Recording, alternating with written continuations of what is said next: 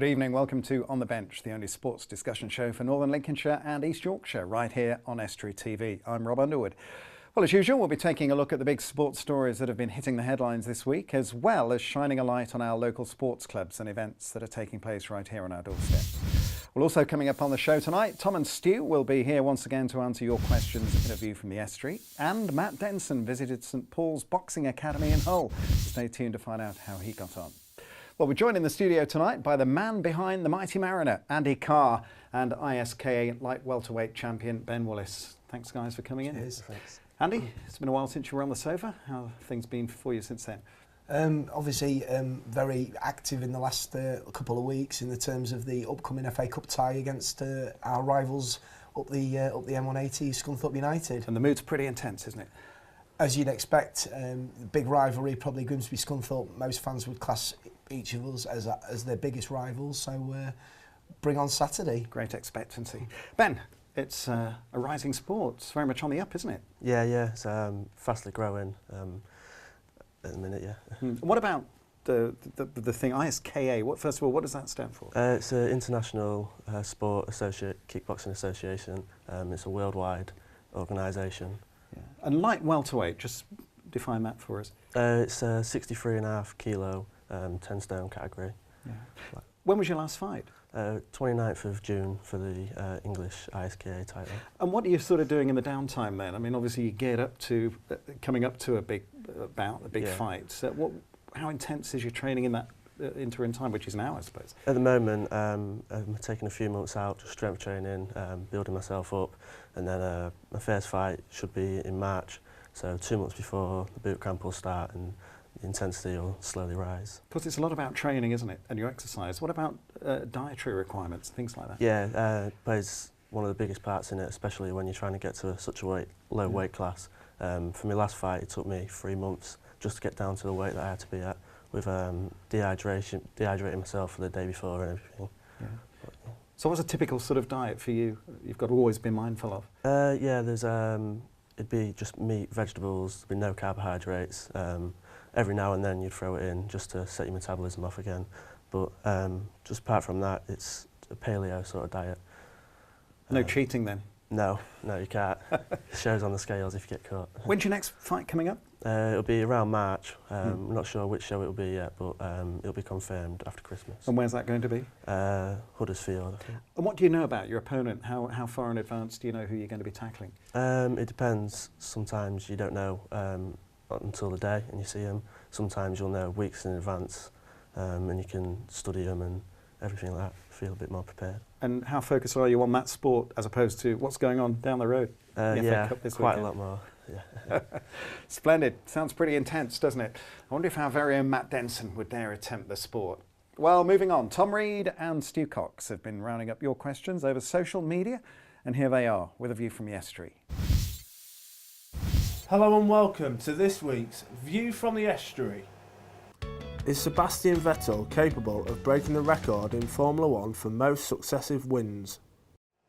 It's not just him as a driver, it's his team, his engineers, his strategists, the principals, you name it, they are all doing their own jobs to try and get that car round the track in the quickest possible time. It isn't just the driver who's doing it, it's a big up to Sebastian Vettel for how he's done, he's done really well this season, won another title as well. And also, as well, to Red Bull. Yeah, currently he's got 7 wins at the moment this season. To equal that, you can only equal that this season. He needs to win his final 2 races in America and Brazil. That will equal the record. So to beat that, it will then have to be on next season's races. And of course, there's different regulations now coming in for next season. So Red Bull may not be as competitive. So it's going to be even harder next season to go and break that record. Why is it hard for rugby union clubs in this area? I think it's a bit of a chicken or the egg kind of question, this one, because with respect to the clubs, they're not the best by far in this area. Yeah. So therefore they don't generate a big enough crowd, a big enough following. So people aren't willing to invest as much into that sort of area of sport.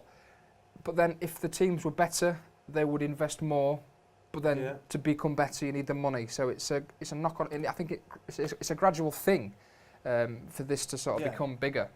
Yeah, I think as well, you look at where Grimsby are on a map, you look where Cleethorpes are on a map, they are in like sporting outpost, where it will be hard to get a better player in. They have to go for the lower down teams, they have to go through the youth setups from the junior sections to get into the team. They can't just go, oh, he plays for Leicester, we'll sign him. Half of the 8 teams around here played teams from in or around Leicester last week, and only one of them won though, Market Raisin.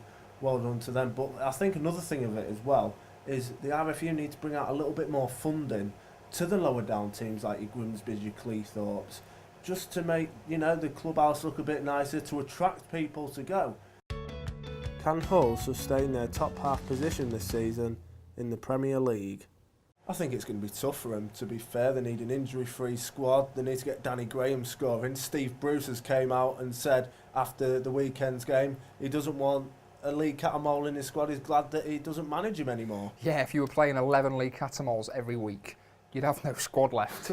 And I was just say he wants an injury-free squad. If he can do that, keep his squad injury-free, and get Danny Graham scoring, they have a chance of remaining sort of mid-table. But I think top 10's a bit out of their reach. I think the top 6, 7 or 8 are almost decided every season. Yeah. It's then beyond that point, which is always mixed. Another thing you've got to look at it though as well, with it only being the first half of the season, the January transfer window, that's surely going to have a big effect on Hull City's second half of the season. Yeah, we could say, if we answer this question after January, we'll have a better knowledge of the squad, after January, and that's only a few months to the end of the season, and we can answer that maybe a bit better. Yeah. Well, that's it from us for this week. Join us again next week where we will be answering more of your questions. You can get in contact with us as well on Twitter at @AskEstuary.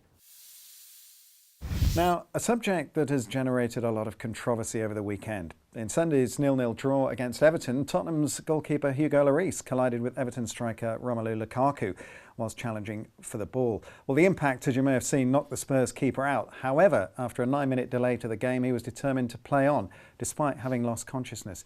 But brain injury charity Headway accused Tottenham of demonstrating an irresponsible and cavalier attitude towards the health of Lloris by allowing him to play on. They assert that he should have been removed from the game immediately and taken to hospital for thorough tests and observation. Andy, obviously a situation like this is one that causes you to lose consciousness. It's a very serious issue, isn't it? Well, yeah, without a doubt. It's one of those that, in hindsight at the time, he probably should have been removed from the game. He should have been substituted. And it's very easy to judge after the moment when everybody's sat down discussing it, but there you are in front of thousands of fans on the match day. The keeper, this has happened, there's an incident, he's then claiming to come back on, and so it's very easy for a charity to have a go at them. Yes, he should have been brought off, but I don't think it's as an easy decision at the time to make. But who's best placed to make that decision? I mean, a 9-minute delay by virtue of that. Should you be asking the guy who's been injured? No. That's, to be fair, that's a valid point. Realistically, it should be somebody making that decision for him. I think they had the doctor or the physio on checking him out, and the referee, obviously, he's not medically trained, but they were all there at the time. So there was nobody seemed to walk over and say he's got to be subbed. Maybe the referee could have made it clearer. I suppose the only person who could have made a sort of informed decision would have been a doctor. Yeah, obviously a qualified doctor. So not the physio. No, I'm unaware who the guy was, because I remember listening to the commentary and they said that there was a doctor on there. Whether it was the doctor or the physio, I'm not quite sure. But really, they should have had somebody there to check him out if they hadn't. Ben, if something like this happened in your sport, what do you think would have happened? Well, as soon as you get knocked unconscious, that's it, the fight's over. So for him to be able to go back into the game, I think it was a bit irresponsible, really. Says it all, doesn't it? Well, to a break we go now, but join us afterwards to see how Matt Denson fared at St Paul's Boxing Academy in Hull. And we'll be looking ahead to the big Lincolnshire derby, of course, as Grimsby Town hosts Scunthorpe United on Saturday at Brundle Park. See you in a few minutes.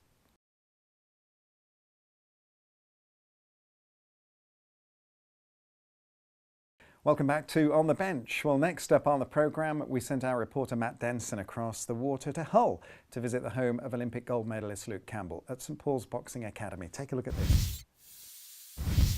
So, short trip, across the Humber. Why? One main reason. A certain gentleman and a certain boxing academy. Yeah, we've been to boxing academies before. This is the next level. Why?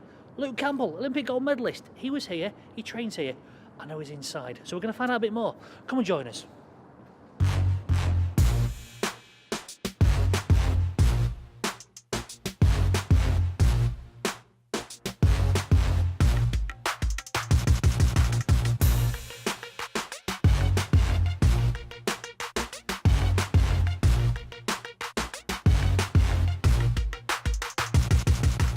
Very much for taking some time out. I know, very busy schedule. Always busy. See the girls are training behind us. Ah, they're coming on great, you know. Tell us a bit about yourself. Mick Bromby, I run the Stepford Boxing Academy in Hull. Been here, I've been coaching 30 years and been at the boxing gym 42 years, really. Yeah, what I've noticed coming here, Mick, is your training levels are sort of the next level to what we've seen in sports. Yeah, I mean, we're still bringing them in from the youngsters, but we develop. There's a lot of good coaches, and we develop international champions, internationals. Obviously, we Luke, Olympic Games, Olympic gold medalists. How important to your boxing academy is that? Because it must be something that all these people in here aspire to. They do aspire. I mean, Luke's a great role model. He works hard, he shows commitment, and that's what I want these kids to do. Yeah, because what I noticed is when he was about, there's a presence, and they're like, oh, look who he is. Yeah. And as I walked in, there were some people saying, hey, he's the best of the best. That must be nice going out of your gym. It is, yeah. I mean, he's worked hard. Obviously, I feel great, about what he's done.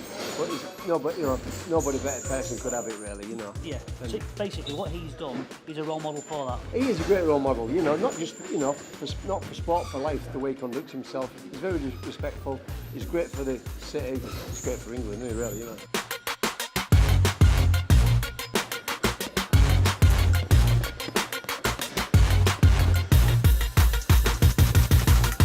We've all seen the film Rocky. We've all watched maybe a couple of them. This, where we are now at St Paul's, the boxing academy, it really is. You get that feel that Rocky's here, where you're coming off the streets, practiced hard, and end up with an Olympic champion. I mean, you can see behind us, these guys are training hard. This is a serious sport and there's a lot of dedication. So let's take a minute just to admire what these guys are doing.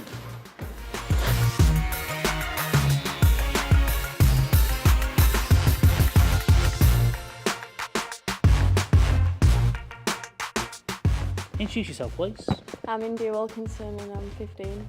India, how did you get involved in boxing? It's kind of in my family, so I just thought I'd start off here, I suppose. Okay, and when did you start? I started up in December, but I've done it before in the past. Okay, so we saw you in the ring earlier doing a few sparring rounds and some training. How often do you train? I'm here most days, to be honest. It's kind of my main hobby, so... Well, what do you get out of it? I really enjoy it. I hope someday I'll get big, but it's all to come, I suppose. You mean big as in going forward in the... Yeah, like getting known round Hull, maybe, and even proceeding on to bigger things.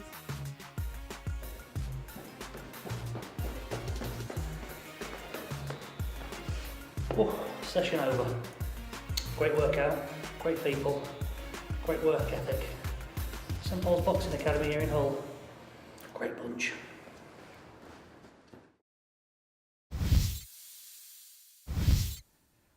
What a great club to be part of. Be sure to get down and join in if you'd like to have a go. Well, here at On the Bench, we like to keep an eye, of course, on our local teams. Two of them face each other in the FA Cup first round on Saturday, of course. It's Grimsby Town versus Scunthorpe United.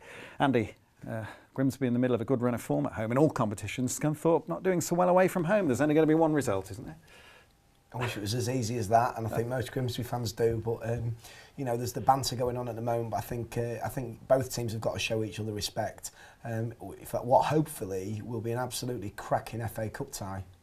We talked a little earlier on about the intrigue of the FA Cup, and it does have a habit of throwing up these ties, doesn't it? It couldn't be better. You couldn't script it. You couldn't script it. I think most, it was made a week last Sunday. I think many Sunday dinners went up in the air when, ball 37 come out, which was Scunthorpe's, and obviously everybody knew they'd be playing the Mariners. Do we take note of league action when it comes to ties like this? Kane Winfarrow came on Saturday, set up a great last-minute goal for Craig Disley. Grimsby are on a high at the moment, aren't they? Yeah, without a doubt. It was a brilliant moment that, a young lad born and bred from Grimsby came off the bench 2 minutes to go, brilliant touch, set up Craig Disley, and you can see by his report afterwards what it meant to a local lad to score for the Mariners. Has it come at the right time for Grimsby in terms of the time of the season? We remember last year trips to Wembley and the FA Trophy, and we'll know what happened in the league. Is it ever a good time to have an FA Cup distraction? I think it's important in terms of finances for a club like Grimsby and many other clubs, and I think people have to take that into account. I think maybe there was one or two more factors along with that, but people will always throw into the equation when you have a dip in form in the league. Oh, let's blame the cup. But I'm sure there's many players out there that will actually disagree with that, and it's maybe a coincidence. What about ticket sales for this one? I mean, it'll be a sellout, won't it? Yeah, I think as it stands at the moment, we've got about 1,200 tickets left in the home end. Scunthorpe are approaching thousand mark. Yeah. So hopefully, should be a sellout come Saturday. On the pitch, how do you think the teams are going to be set up for this one? Knowing Hursty, he'll do his research. He's very, very thorough, from what I'm led to believe. He looks at the opposition, how they play, he goes to watch them, and he does this himself. He doesn't tend to send somebody to do it for him, so he will take into account how they play. I can't really obviously comment on Scunthorpe, but we've had a lot of injuries on Saturday, and hopefully the players that were out will be back in contention. Let's look at Town then. Who do you think are going to be the key players on the day, the match winners? The game changes. I think that you look at the defences for both teams. I think that's where it lies. I don't think either seem to have prolific goal scorers this season. I'm personally a big fan of Linnell John Lewis. Whilst he's not probably going to score as many as you'd expect a striker, I think his whole game offers a lot more than just a goal scorer, and I'd love to have him back. What about Kane Wynn-Farrer? Name up in lights at the weekend. Do you think he'll get another chance? I think he'll get a chance from the bench, but he's got seasoned pros, that were out at the weekend, and he got his chance. And to be fair to him, he took it, and it's not done him any harm. Hopefully he will be on the bench for the weekend and get a chance to come on at home. Craig Disley scored that last-minute winner on Saturday at Woking. Are there any areas of the side you feel need strengthening, looking ahead and beyond the cup tie against Scunthorpe? Yeah, I think looking ahead, I know one or two thinking we seem to be a little bit concerned about the defensive areas. On Saturday I watched the highlights, after the match, and I did think we seemed to get opened up quite a lot, down the centre of the park kind of thing, and there was one or two iffy moments, so to speak. And what about up front? No, I think up front, I've got no concerns up front whatsoever. I think we've got probably the best set of strikers for that league in the terms of ability, and in all 4 or 5 of them. What about your role on the day? Does it take a higher profile? I'm just glad to be there, actually, Rob, because with the kick-off times changing to 1 o'clock, I had to alter work commitments, and I'd like to thank Mrs. Smith of Laceby for assisting me with that. So my role will be, I'll be out on the pitch, approximately probably 12:20, and just try and get the crowd whipped up. How's that been received amongst the fans, Andy? Well, like I mentioned on my part, I'm sure there's 1 or 2 fans a little bit annoyed at kick-off time. To change it 8 days before is not very helpful for people with work commitments. But in the terms of the club, they are getting extra revenue from the internet. You've managed it. Good. We wish Town all the best. Subject we could talk about for a lot longer, I'm sure. Well, sadly, that's all we've got time for on tonight's show. But before we go, we'd just like to say congratulations to Bassingham-based Jack Harvey, who achieved a 4th place in Abu Dhabi at the weekend, driving at GP3. He currently sits in 5th place in the Drivers' Championship in only his first year. What a result. And I'm sure it won't be long before we see him making the move to Formula One. Thanks for joining us this week on the Bench. From myself and my guests, goodbye.